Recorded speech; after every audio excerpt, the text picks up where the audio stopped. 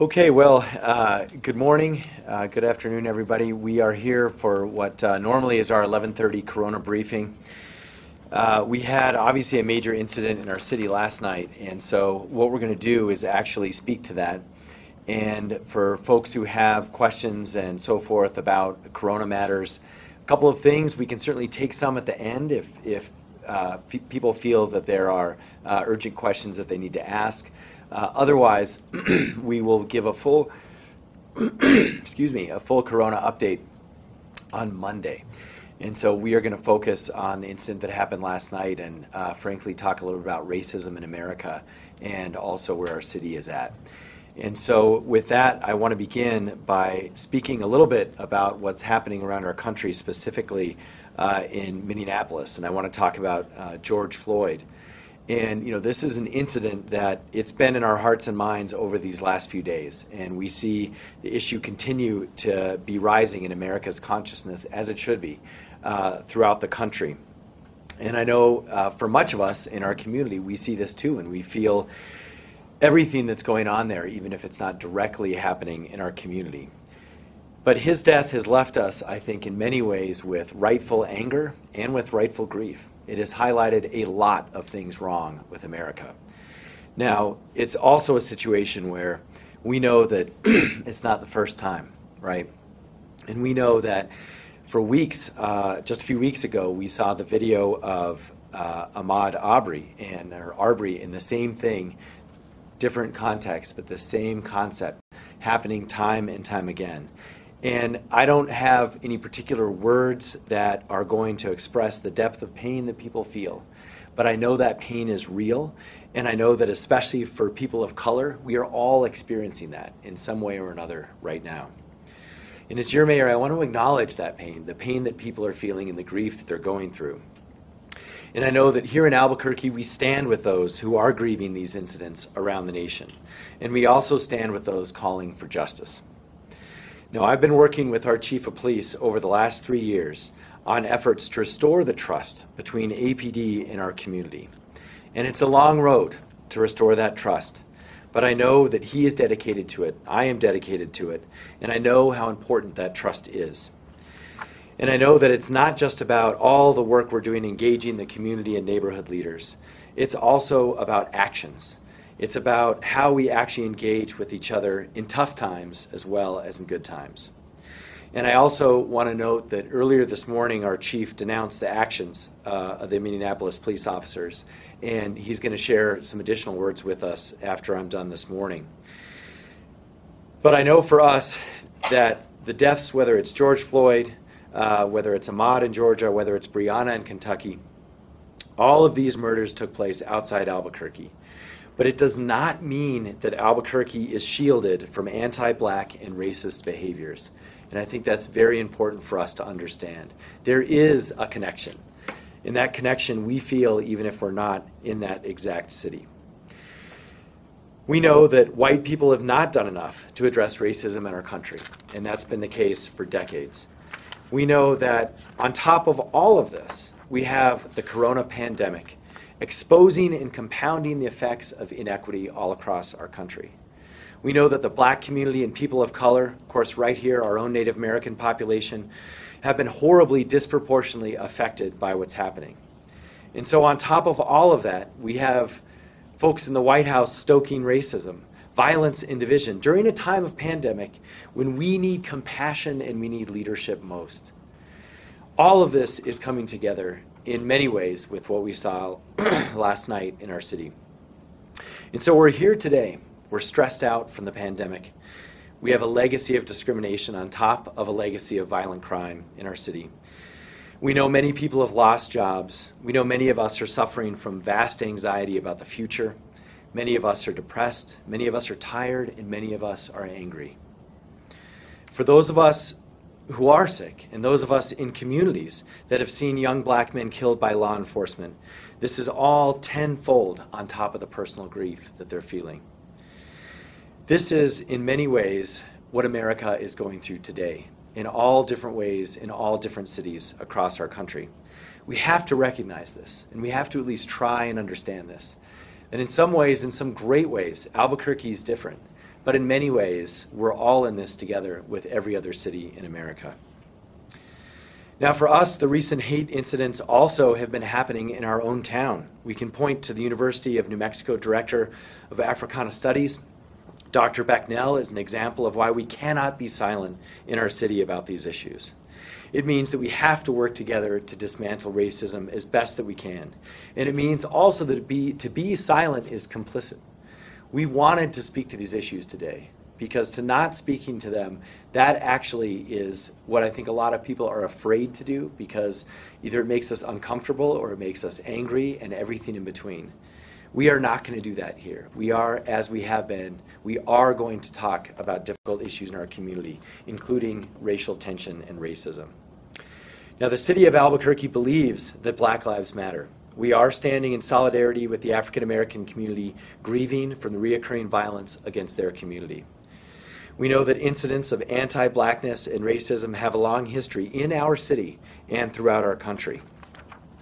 We also know that the recent attacks on our local community and across the nation have been made to really invoke fear and disunity. And again, this is coming from the most powerful people in our country, and it's not helping. But I know that in our city, we are not going to buckle under that fear. We are committed to continuing to work to make us a more unified community. That is what One Albuquerque is all about. And know that in this city and in this administration, we each have a responsibility to work together to do what we can to try and dismantle racism. It's a long, long journey, but it's one that we are going to take. We also know that there are times when we want to protest, and there are times when we do protest. There are times when we express frustration with the system and all that we're going through in every way. We know these are incredibly challenging times also for our first responders.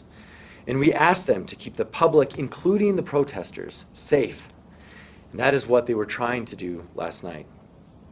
Our police department works to avoid confrontation in situations of protest and to de-escalate and avoid violence. They also are always prepared to save lives, should that be the case. Now, this protocol includes appropriate engagement when violence is imminent. And unfortunately, last night, this was the case, where after a relatively peaceful demonstration, reflecting all of the frustration and anger and stress that I talked about just a few minutes ago, after that had dispersed, hours after that had dispersed, dozens of shots were fired, and APD absolutely had to respond. They did it in a way, fortunately, that actually kept everyone safe. And while I know it was scary for many, it was also dangerous for many. When dozens of shots are fired, APD absolutely has to respond to keep everyone safe. That means the neighbors, that means police officers, and that also means the protesters, and that's what they were trying to do last night. Now, here in this city, we strive to dismantle the structures that create the inequity that drives these kinds of events. And we're actively doing things like anti-racism training, even in our own police department. We have teams dedicated to civil rights, some of which you're going to hear from today, as well as equity and inclusion and immigrant and refugee affairs.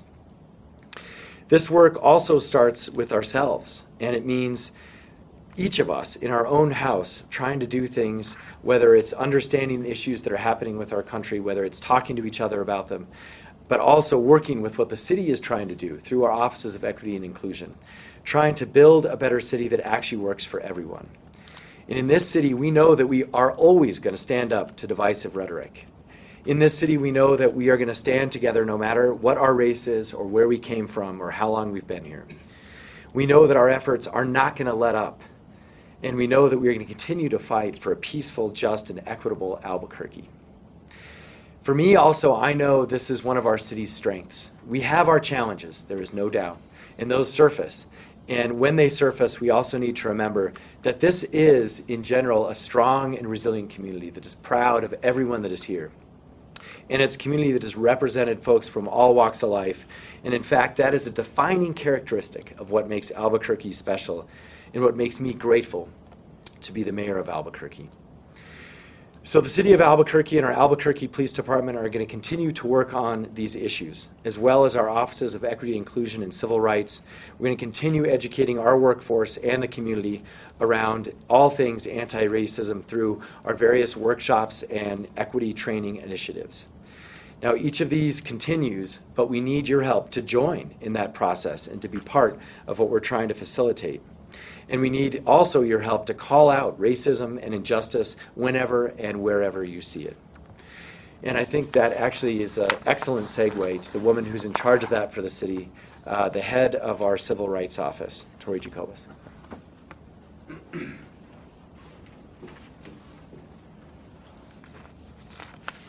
Thank you, Mayor Keller. To echo Mayor Keller's statements, Black Lives Matter. Again, Black Lives Matter. A great deal of horror is occurring in our community and our country right now.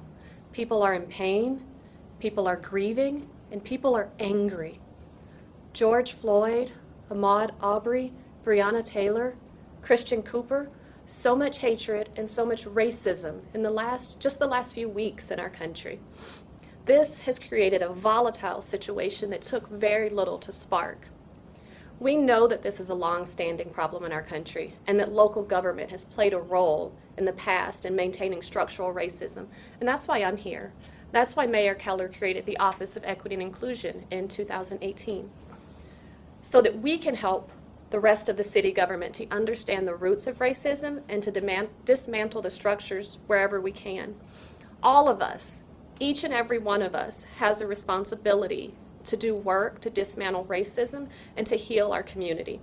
I ask that all of you seek out opportunities to do the anti-racism work and to dismantle racism in Albuquerque and across the country.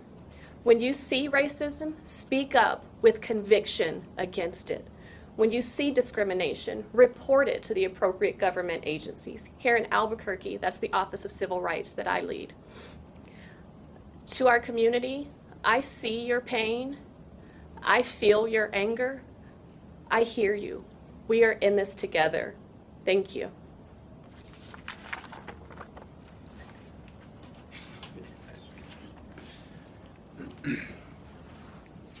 Okay, now we I know our chief of police and the police department gave a briefing. For those of you who didn't see it, it's available. They gave a briefing about 2 hours ago. I do know that, number one, the chief really wants to reiterate the message that he gave. I also know there was some sound technical issues, maybe perhaps for folks trying to hear that as well. So I want to also bring up our chief of police, who is very passionate about these issues, and we're fortunate to have a chief who, as best that he can, tries to understand what's happening and do something about it. Chief?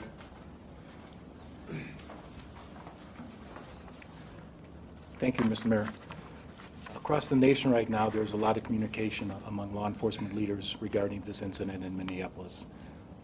I can tell you this, as police chiefs and such and major organizations representing police chiefs have expressed not only their concern but their outrage based on that incident. We know that the death of Mr. Floyd is deeply disturbing and should be of concern to everybody in this country. On behalf of APD and the City of Albuquerque, I would like to offer our sympathy and condolences to the Floyd family. Those officers' actions are inconsistent with the trainings, policies, and protocols of the Albuquerque Police Department. We have worked tirelessly to build trust between law enforcement and the community that we are sworn to protect. What occurred in Minneapolis is an unfortunate reminder of how quickly bad policing can undermine that trust. The law enforcement profession must do better, and we must hold ourselves to a higher standard. Our officers are trained to treat all individuals with dignity and respect. This is the essence of the principles of procedural justice. Like APD, most agencies across the nation have taught their officers to de-escalate critical situations and avoid the use of force when possible. We will not tolerate these actions, and we denounce any type of police brutality. The senseless misconduct demonstrated in this unfortunate incident should not define other police departments across our nation. APD denounces the behavior of the Minneapolis officers, and we will continue to build the trust we have established with the community we so proudly serve. Thank you.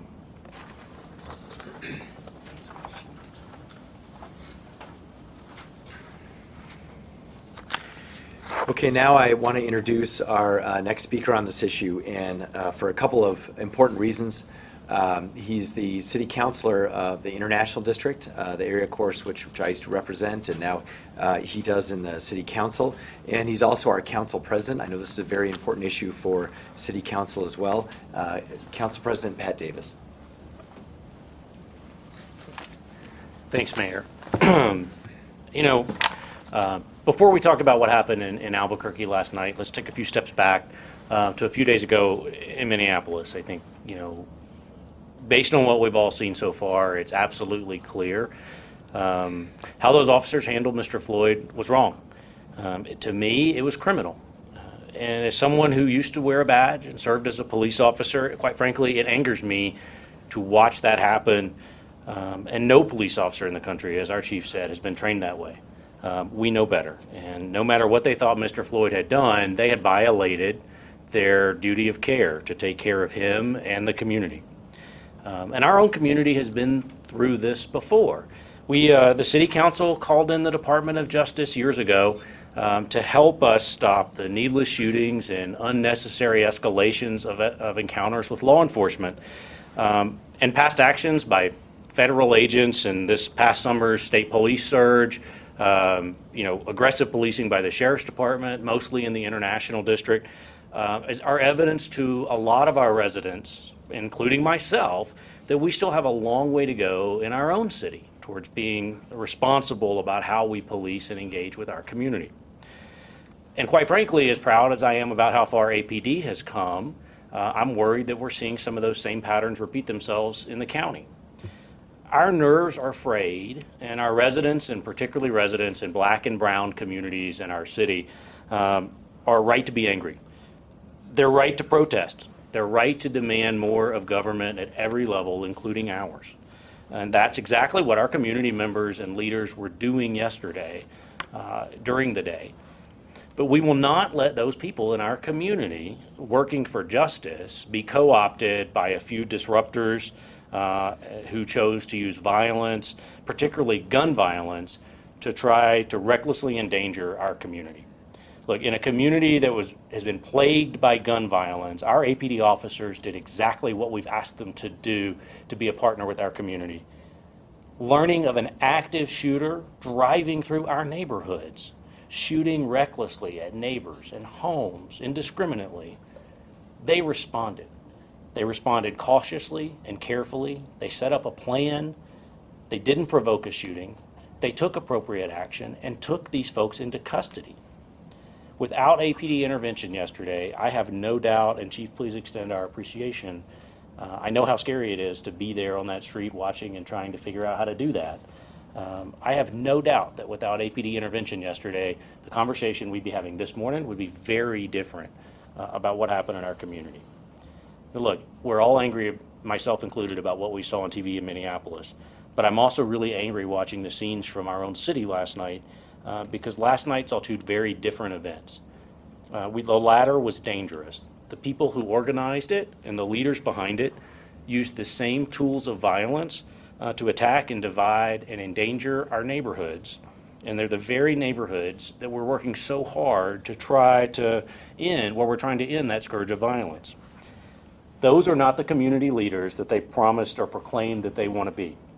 Nor are they the leaders we've chosen to follow in these efforts. I hope they're held accountable for putting our police officers and our community in danger and for adding new scars to the community that was on a path to healing with our city and with our police department.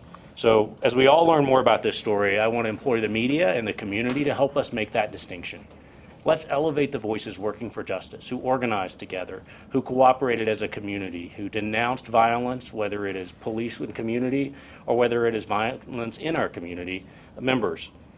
One act of violence does not allow or encourage or justify another. And we have to do our job to be sure we make that distinction and elevate the proper voices and hold accountable the folks who put our community in danger. And I want to thank APD and our city for helping to do that. Thank you, Mayor.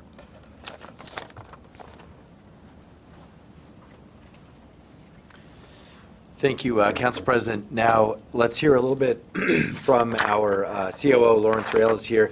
Again, want to remind folks that we wanted to directly address this issue both nationally and in our community.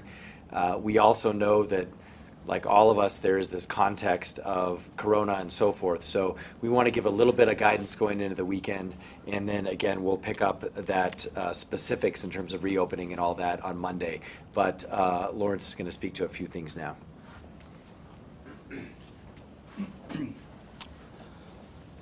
Thanks, Mayor. Just wanted to give a little update on a couple of events that are occurring, or a couple of announcements that were made that will obviously give people in the community some information. So Loveless Medical Center and Vitalent are holding 2 blood drives at the parking lot of Longfellow Elementary, located at the corner of Dr. Martin Luther King Avenue and Walter Street. The dates and times are as follows: Monday, June 1st from 10 a.m. to 3 p.m., and then on Tuesday, June 2nd from 10 a.m. to 3 p.m.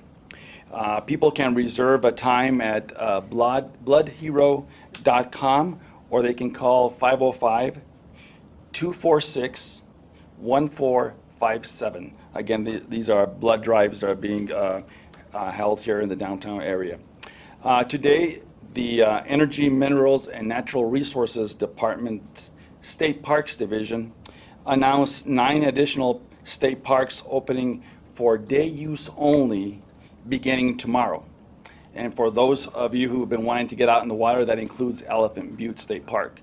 That'll get people out there at least to cool down for the weekend, hopefully.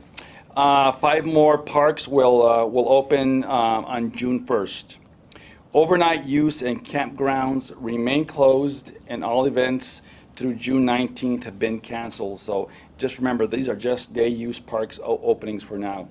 In addition, there will be capacity limits to many of the state parks. So the best thing to do, quite frankly, is call the State Parks Division and reserve a camping spot so that you don't drive to a park and then all of a sudden you find that the park is full, and then you're out of luck a bit.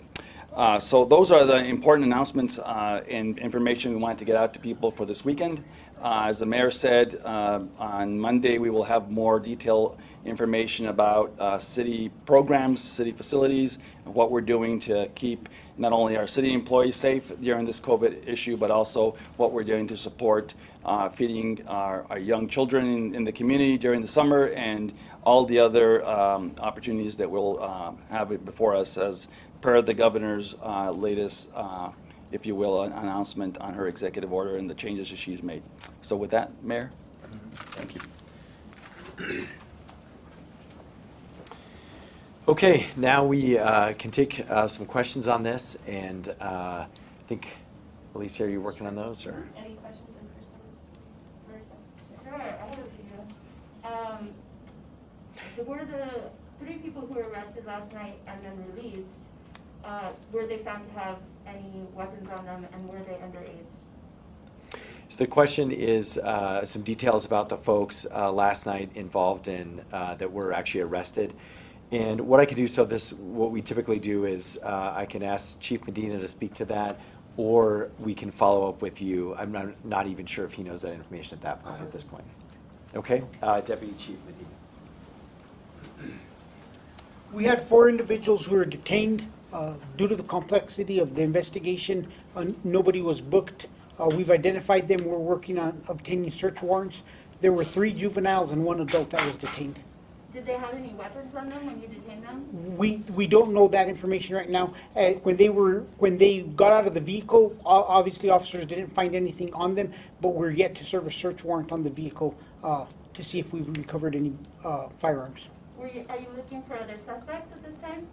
I don't believe we're looking for any other suspects at this time.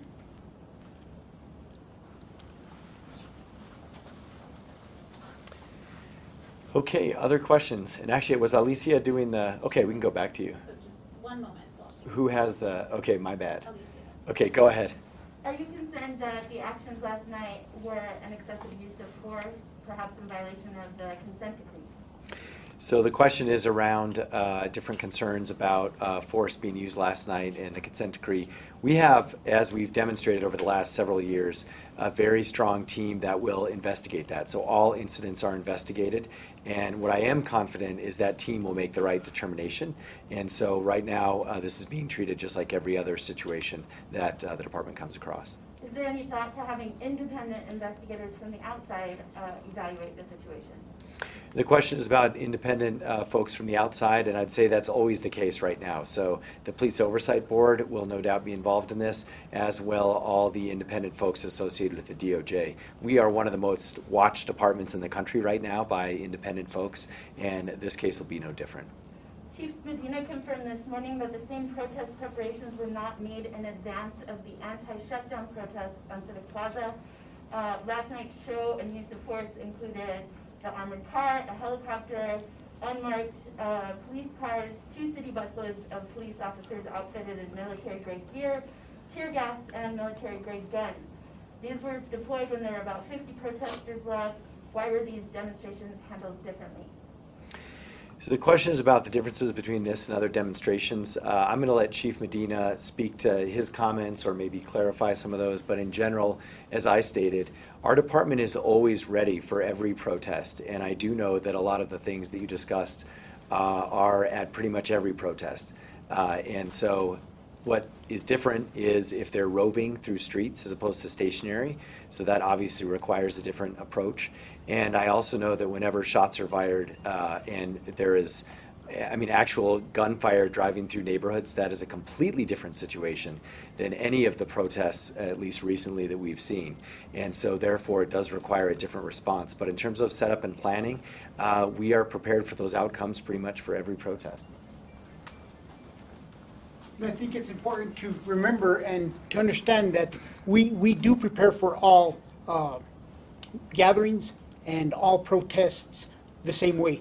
It's just our officers last night, our ERT teams were deployed because we were no longer dealing with a protest. Our ERT team wasn't deployed to the protesters. It was deployed to help the officers who were trying to take 4 individuals who we believe were armed with a firearm, firing shots into custody when a small portion of individuals came and approached them, and we needed to make sure our officers were safe. Every major incident where we have a major protest, we always have a contingency of officers prepared. Depending on the size of the incident or how many individuals we think coming in will determine how many individuals we have prepared.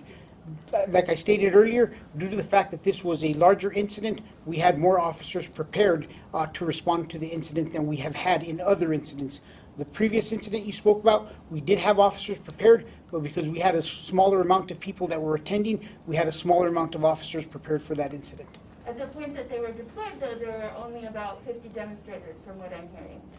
And I think that we got to keep it in context that we were dealing with a situation where shots had been fired, we were dealing with armed individuals, and we weren't deploying those resources necessarily for the individuals who were protesting up the block at Wyoming and Central. We were deploying them for the officers who found themselves surrounded as they were trying to process a crime scene. So I want to keep those 2 incidents very separate from each other, because the mass group of individuals who were protesting were at the location of Wyoming and Central.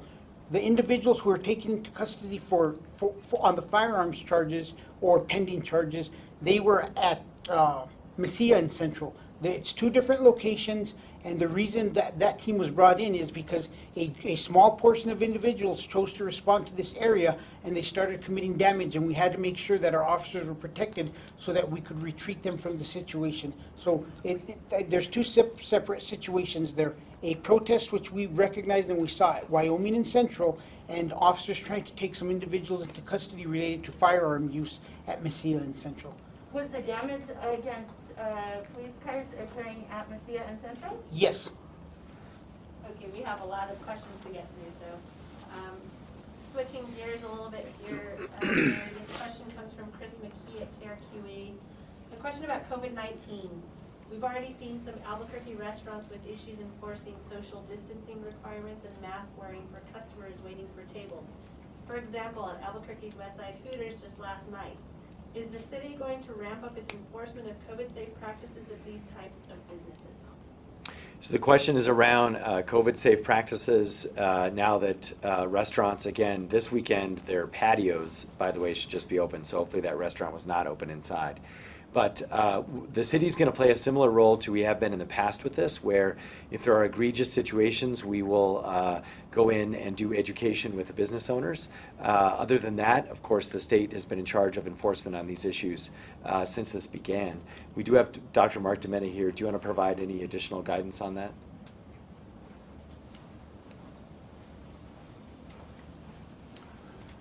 Thank you, Mayor. Today I'm going to be putting back on my environmental health hat and not so much talking about public health issues that we've been talking about. So environmental health obviously is going to be enforcing issues at restaurants as we do under any normal circumstances. Right now we are all sort of adjusting to a new normal, what those new types of conditions are that restaurants are allowed to operate in.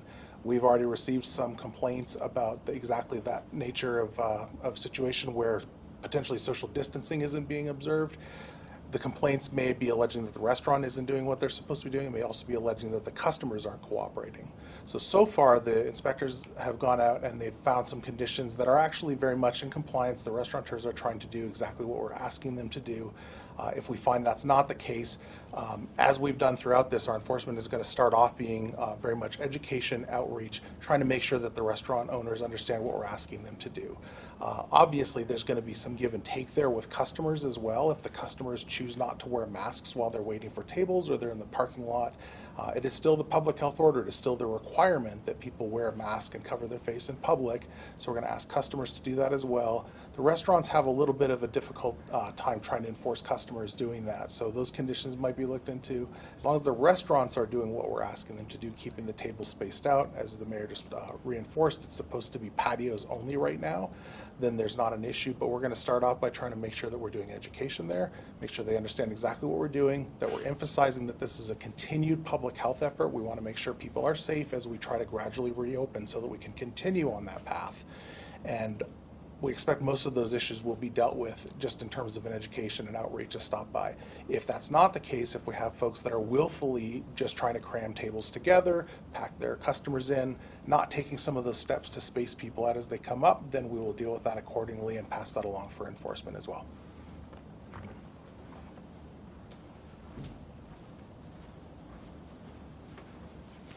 Thank you. Another question from KRQE. What do you say to businesses who feel uncomfortable about urging customers to wear a mask and feel that the issue of mask wearing enforcement is being placed almost entirely on their shoulders? The question is about that responsibility for mask wearing and so forth. And, you know, for us, I think it's really appropriate to check in with the Department of Health on that. They have, I think, the best way to kind of approach that. But I would just remind folks that it's actually for everyone else's safety, including the business, right? So if you're a business, you actually want folks wearing a mask, and hopefully also so you can facilitate commerce. And so it really just helps all of us and keeps us safe. And so it's a good way for us individually to try and do what we can to keep businesses open, but while remain safe. Thank you, Mayor. One question here from Brittany Costello at KOB. How is the city of Albuquerque helping restaurants this weekend with patio dining? In addition, state guidance and city officials will be offering any guidance or help over the weekend with patio dining. Yeah, so over the weekend we want to remind folks, and we put this out, the details were released I think on Wednesday about patio dining, and I want to remind folks that definitely call the planning department or just call 311 and ask for the planning department, because there are a number of ways to expand your patio dining, for example, in a sidewalk, perhaps even a parking lot, but it does have to be made safe for ADA compliance, and of course, if it's near a street, it needs to be safe for traffic. And so our planning department is waiving all fees right now, and they're able to walk you through how to do that in a way that is also compliant and safe. Thank you, Mayor. Switching back a little to the APD situation, this is a question from Matt Risen at the Albuquerque Journal. If APD could do it over again, is there any way they would have handled last night's situation differently? The question is, you know, if they could do it over again, would anything be handled differently? And I could certainly tee up one of our chiefs maybe to mention that. I mean, I would just say every day, everything I do, there are ways I could have done things better. So I'm sure there's always room for improvement. Anything specific you want to add? The only thing I would like to add is Last night, when the traffic stop occurred on the vehicle on Mesilla, our officers tried to process the scene as they typically do. That's calling out a field investigator, sealing the car for a warrant, leaving the car undisturbed so that it could be processed for evidence inside of the vehicle. The one thing we would have done different is we would have had an officer jump in that car and drive it to a substation and take it out of the situation, and we would have also had the prisoners immediately placed into vehicles and taken out of the scene. As soon as we figured out that we had to get out of that scene quicker than we were better off. So one of the plans that we came up with last night that we briefed our investigative bureau about this morning with their deputy chief was that when these incidents occur, that they need to be prepared to have one person available to remove the car quickly, and that our goal is to get suspects out of the area, and we'll conduct our investigation and process all our evidence at a different location and explain our actions during the course of the investigation in the police report.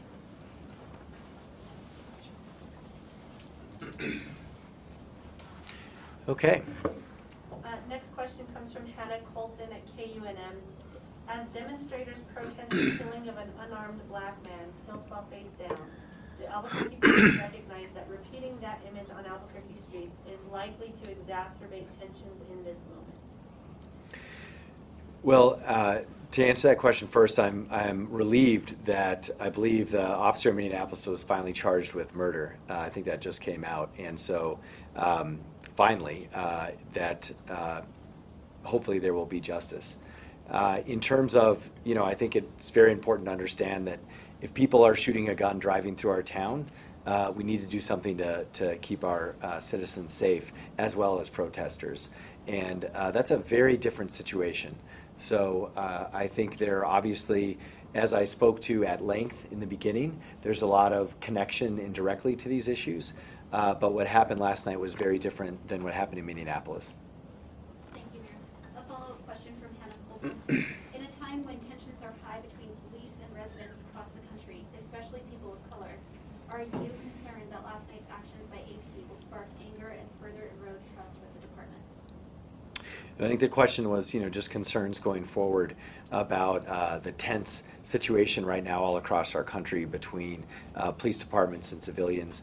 And, for me, it's something that we want to make sure that there is no violence. And so at the end of the day, right, that is what the protests in some ways are about. And that's also why we obviously have to have public safety. And so what we cannot have is people shooting firearms driving through neighborhoods. That concerns me a lot. Obviously, what happened in Minneapolis concerns me deeply and is terrible. But I also know that any city does not want protesters actually shooting weapons. We can't have that. Protesting is part of what we do as Americans, and that happens. And I certainly expect that throughout our city oftentimes. We've already had several protests, of course, in the last few months. So that is expected, but that's very different than shooting a firearm.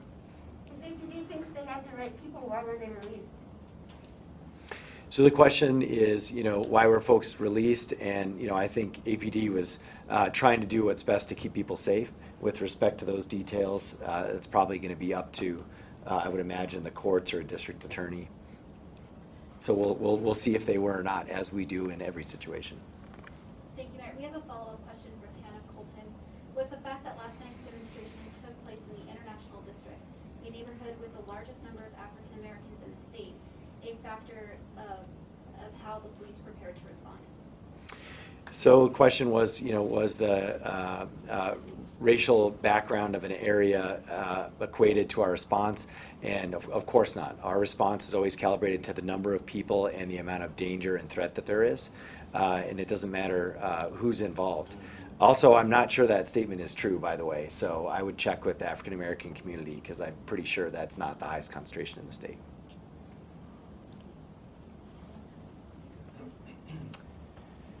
Okay. All right. Thanks. We'll see you again Monday. Thank you.